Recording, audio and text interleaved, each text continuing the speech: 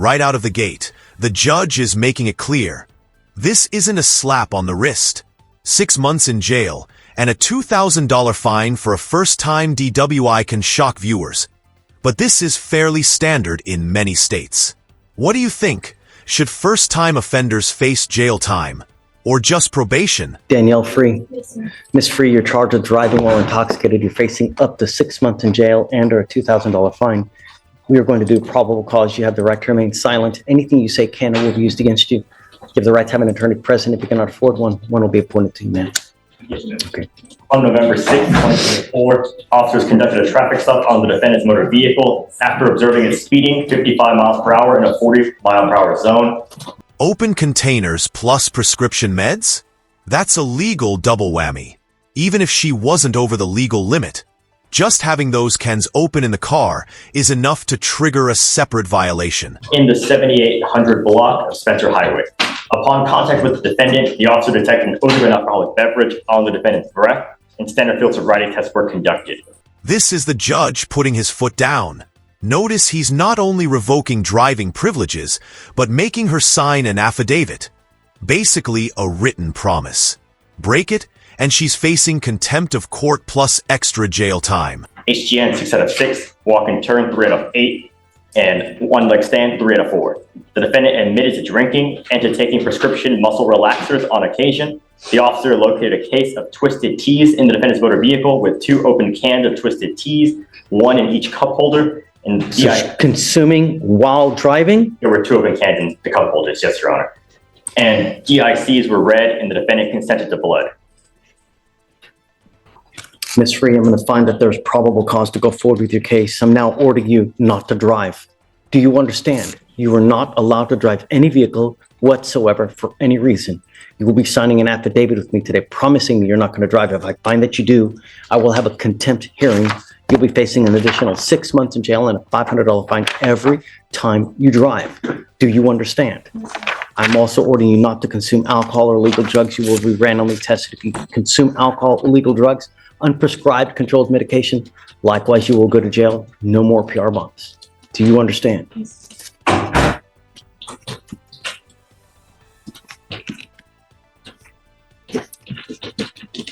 Any prior DWIs, Alex? No, Your Honor. Any prior criminal history at all? She has a prior racing on a highway that was dismissed earlier this year.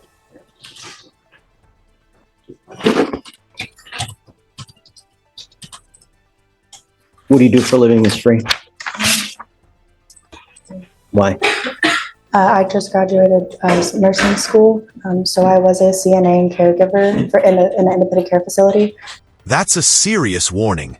Judges often give defendants a chance to self-correct before ordering rehab or jail. But if they sense a pattern of disregard, they will act. Would you take this as a wake-up call? But right now I help take care of my great-grandma, so it's just a lot at once. So how do you support yourself? How do you eat? I live with my grandparents and I help them take care of her. She can't take care of herself. She has dementia and a mental disorder. I'll fill out an application for you. I need to know everything about you, how much money you make, what kind of car you drive, any source of income that you have, money in the bank, stocks, bonds, IRAs. I'll have you fill out an application, but I need to know everything about you. Don't just put zeros because I'm going to send it right back to you. Yes. Do you understand? And I'll see whether you qualify.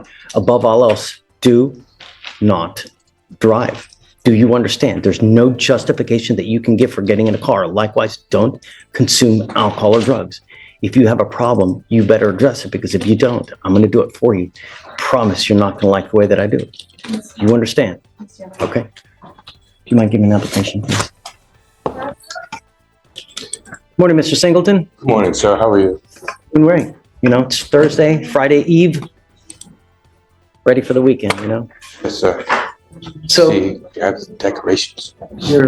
thanks. Well, it's all them. Yes, sir. Your lawyer has asked for me, or is asking for a bond reduction in your case, but, you know, my concern, and I guess my very, very primary concern, is public safety. You've got a lot of serious charges, and from what I see, your bond is now at around $200,000. You've got 2 open aggravated assault cases, and you got an assault of a family member with us. Our bond is set at $5,002. What did you guys want? Possibly looking for a PR bond. Due to the fact that his other two cases are extremely high, we believe that he should be able to bond out on that. We have been talks. Now the stakes skyrocket. We've moved from DUIs to alleged aggravated assaults with weapons, including a 9mm and a machete. Judges weigh public safety heavily when deciding bond reductions in cases like this. He has been in talks with some family members regarding possibly coming up with money for the other two bonds, but reducing it here would possibly help him out regarding the overall amount that he will have to come up with. Well, so my concern is it looks like in September, he had an aggravated assault with a deadly weapon dismissed, right? I believe that case got filed twice, and they. So what's going on with the cases upstairs? And is it the same complaining witness as our case? There's two complaining witnesses on those cases, Judge, and it looks as though it's a different complainant with us. Is there a weapon involved? Is it a shooting? On the aggravated assault with a deadly weapon, Judge, so in the felony cases, there's two weapons involved, a machete and a gun, a 9mm handgun. Does he shoot at them? Does he shoot At them. So the state would be opposed to lowering bond, Judge, given the severity and the propensity to violence that felony cases also show. Oh, I think I remember this case. It's about a neighbor, and it's either about like a fence or it's about some bushes or some, right? So the state's concern is community safety, Judge. So for those reasons, we would be opposed to lowering his bond. Even if it's not going totally to a PR, if possible to do 2,500, that would be. I don't know, I mean, we gave you a PR bond in this case. I let you out, right? And then you go out, you allegedly have these now two aggravated assault cases where in one, you point a gun at someone. Shoot them in the head. And if I remember, it's something so trivial over.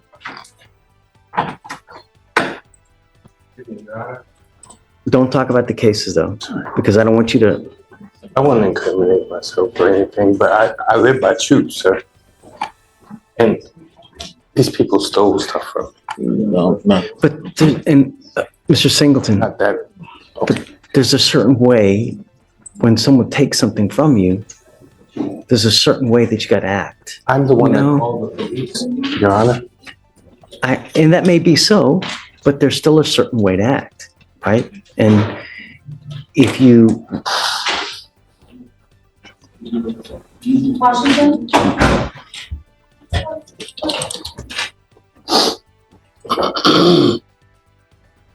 Refresh my memory because I just don't remember it. I can read. Yeah, go for it. Just a brief synopsis. On or about September 7th, 2024, complainant Sarver his truck when he was awoken by the defendant knocking on the window with a 9mm handgun. The defendant then pointed the gun at complainant Sarver and demanded that the complainant get out of the car. When complainant Sarver got out of the car, the defendant stated that he would shoot the complainant in the head. Complainant Sarver advised that prior to coming home from work and having his incident with the defendant, the complainant too was also involved in an altercation with the defendant earlier in the night. The second complainant stated that an altercation arose between him and the defendant, which resulted in the defendant punching the second complainant in the face, causing him pain. The second complainant punched the defendant back, and the defendant ran to his house. Shortly after, the defendant returned with a machete in one hand and a stick in the other and was calling out for the second complainant to come out to the street.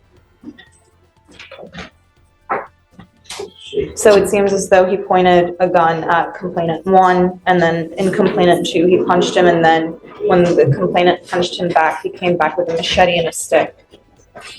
Sorry, Mr. Singleton, it's just too dangerous for me, man. I can't give you a PR bond. I already gave you a PR bond. We let you out, and then you pick up these two serious cases. If we give you a PR bond now, if we were to lower it, I mean, what's going to happen? You're going to pick up a fourth case?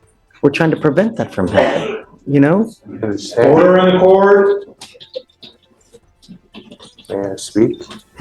But not about the cases, okay? Just because I don't want you to hurt yourself, you know? I understand, Your Honor, but I don't recall you ever giving me a PR bond, sir. We gave you a PR bond on, in our case, we gave it to you on 8/12 of 24. I gave you a PR bond. We let you out of jail. You know, you had certain conditions that you're supposed to follow. No weapons, no contact with the complaining witnesses. And so here we are with two very serious cases. If you're able to bond out, and if you have someone, come back, talk, perhaps we can, My fiance, you know, but the person who this is. you're your own worst enemy, Mr. Singleton. Really, I mean, I'm you're your sorry. own worst enemy. Here's a pivotal moment. Instead of just throwing the book at him, the judge orders a TR evaluation, short for treatment or risk assessment. This is where courts try to balance the punishment military. with rehabilitation. Well, don't blame it on the military. They're choices, right? And Yes. sometimes choices are made such that, I know I need help, Your Honor. I'm not saying I don't need help. However, the problem is that you can't do that after the fact. I You understand. got to recognize it before the fact, before it balloons out of control. That's why, you know, and it's not our first rodeo here with you. You've had prior assaultive cases like this. So you have to understand that when you get these feelings, these urges that you're going to lose, you got to try to take care of this beforehand. Now, why don't we have him TRAS'd? Okay, let's see what it says. Let's see how to go forward. You know, if they say that there's treatment, that's, you know, I have options available to help you with these issues. And I'm willing to help you and I want to. Yeah, we will do it. But the first things first is I got to have you evaluated to see how we go forward. And if you let me do this, and if you're honest with me, Mr. Singleton, let's try to work something. I will be. All right. Can you set up a TRAS for Mr. Singleton? Yeah, please. I'm going to set you for an evaluation. I'm going to have you speak to clinicians. Be honest. I will. We'll come back in a couple days. Today's what, Thursday? Come back on Tuesday. Let's talk about how we go forward. Okay? Yeah. Look, this isn't the be all end all, but let's see how we go forward. You know, that's why God put eyes in the front, so we go forward. We don't go backwards. All right? Your Honor. Okay. All right. Thank you. Appreciate it. Stay. Okay?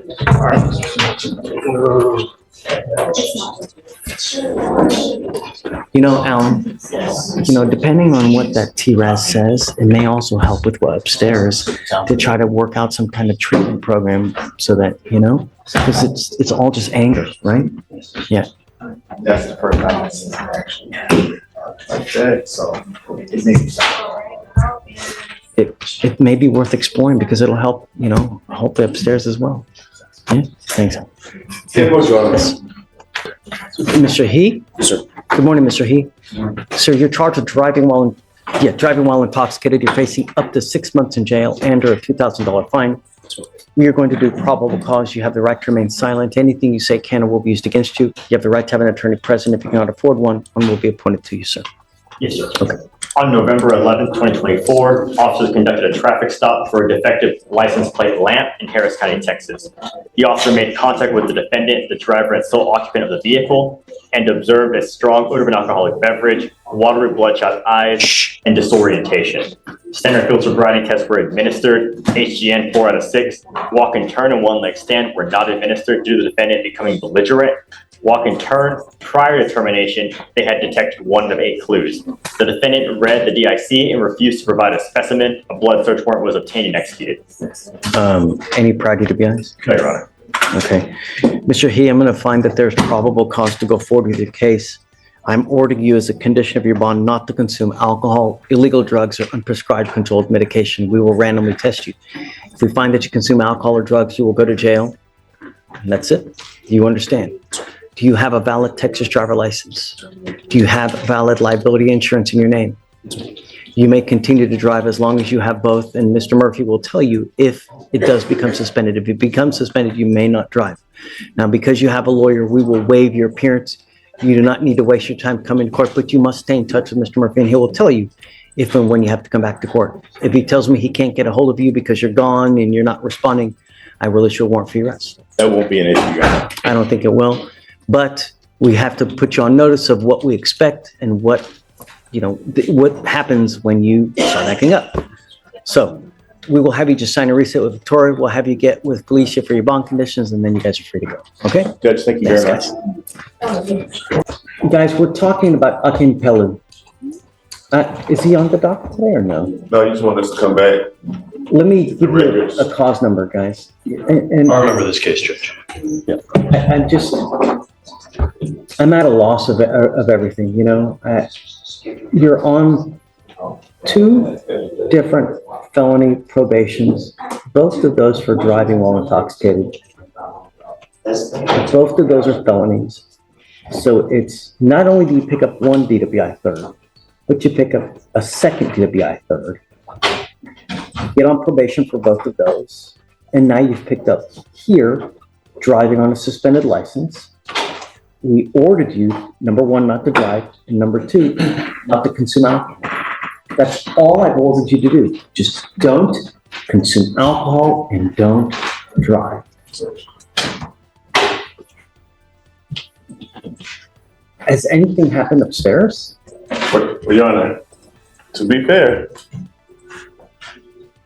I think the integrity of the machines are in question. 11/7.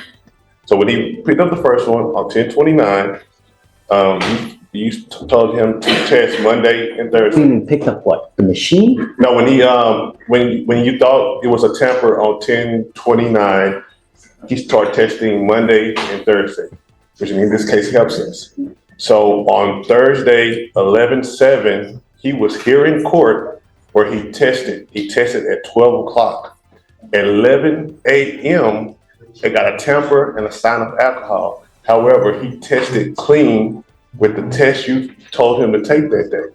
So which tells me that that machine's integrity is not correct. So if the integrity of, and he's maintained that he has not been drinking either time. Every time we did the court, I promise he's not drinking. So if that machine is saying tampering alcohol and he goes and tests on 11/7 at 12 p.m., an hour after the tampering in alcohol, then he may be telling the truth. And I understand what we're dealing with, but he has tampering, sign of alcohol, and then it dissipates and there's nothing there.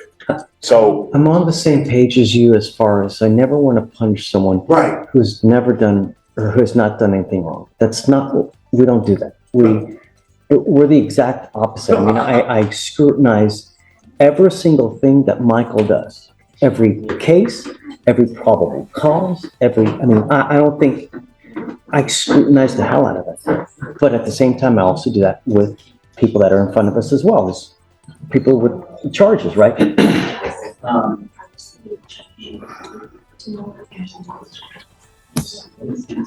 And Your Honor, and to say off the record, I know that you do that. I know that you are a judge that will be very fair in these situations. So I'm just saying that. So he takes a urine sample. It looks like on 11. What day was it? 11/7. 11/7. I think the sample was taken around noon.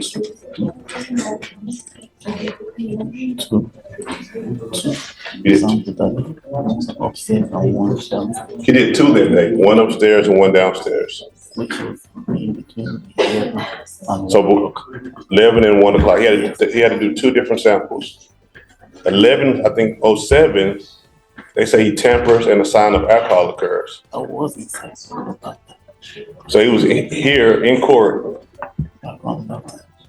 but still have 2 urine analysis around the same time as that he. Alicia, Yes, do you Judge? have a test for 11/7? Because I don't have it. Yeah, so it's probably not in those records because right now it's just presumptive. It was presumptive, but it's negative. So nothing came back. I have it on my end here. It should be, What time was the positive for alcohol on 11/7? For the scram report? Let me see. I thought it was like 11 a.m. Sorry, normally I don't look over those reports because I don't know how to use them, but I will try to take it out. Hey, Judge, I might have an unupdated report. The only BVR I have here is for a scram violation from October 30th. Yes. Was there another violation? Yeah. So Okay, there's a violation technically pending on our end because he was coming in that day, so I addressed the violation. And so they were waiting to file it to see if judge wanted that to be filed because he was going to address it that day in court. And that's what we're discussing from 11-7. So that violation is pending a DVR because judge is taking action on it already. do we have a, I could have sworn you said that there's another presumptive alcohol On 11/7. on 11/7. No, there's a presumptive negative for the POC test that he took, our rapid test. No, yeah, right, On I know that one. 11/7, it was a alcohol detected, but. What time was that? confirmed. I'm trying to read the report. Because that's, we've got a. So I got it right here from Brittany Gordon. The defendant order was obtain a scram device. The defendant's scram device has confirmed one tamper event. The tamper event occurred at 11/7 at 12:42 p.m. Now he was taking the test at 12:30 Hold p.m. on, saying it was 11/7. At 12:42 p.m.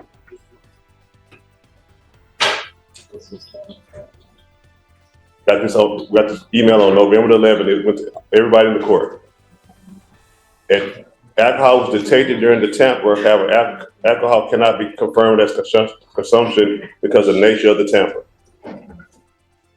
It began at 2:25 p.m. and returned to baseline at 8:04 p.m. We also took another test with you guys on 11/7. Yes, that was at 12:47, I believe. Let me double check. What? So at 12:42, he tests positive for alcohol, and then at 12:47, he tests negative for alcohol. Am I right? It was, sorry, 1, 2,